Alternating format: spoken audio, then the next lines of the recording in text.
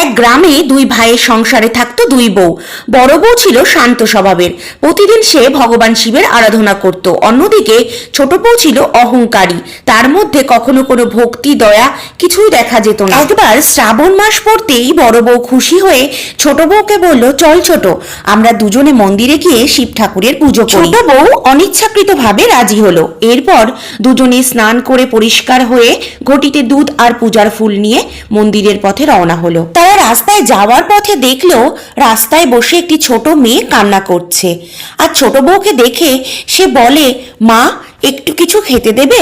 তোমাদের কাছে যা আছে তা থেকে কিছু দিলেই হবে। ছোট বউ তখন বিরক্ত হয়ে বলে, এভাবে ভিক্ষি করে কেউ কখনো ভালো হতে পারে না। তাছাড়া আমার পূজার দুধ তোকে কেন দেব? এটা মহাদেবের জন্য। চুপ করে বসে থাক। এই বলে ছোট বউ সেখান থেকে চলে যায়। বড় বউ মেয়েটির কাছে গেল আর তাকে আদর করলো। বলল, আমাদের মহাদেব তো শুধুমাত্র বেলপাতাতেই সন্তুষ্ট, তাই বেলপাতা আর দুধ আছে আমার কাছে, এই দুধের কিছুটা তুমি খাও।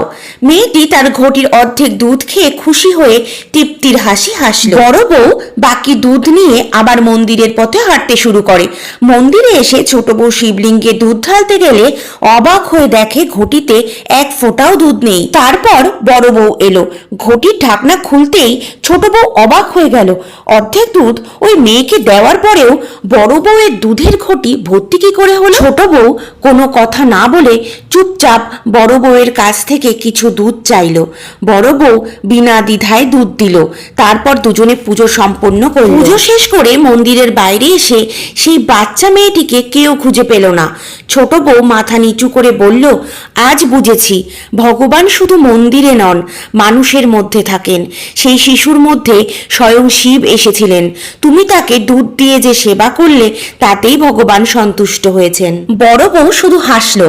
তার হাসির মধ্যে ছিল শান্তি, করুণা আর ঈশ্বরকে হৃদয় থেকে সেবা করার আনন্দ।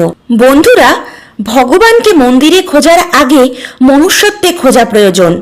দয়া, করুণা, ভালোবাসা, এই তিনেই ঈশ্বরের বসবাস। বন্ধুরা, আজকের ভিডিওটা যদি ভালো লেগে থাকে অবশ্যই লাইক করবেন আর কমেন্ট বক্সে হর হর মহাদেব লিখতে ভুলবেন না।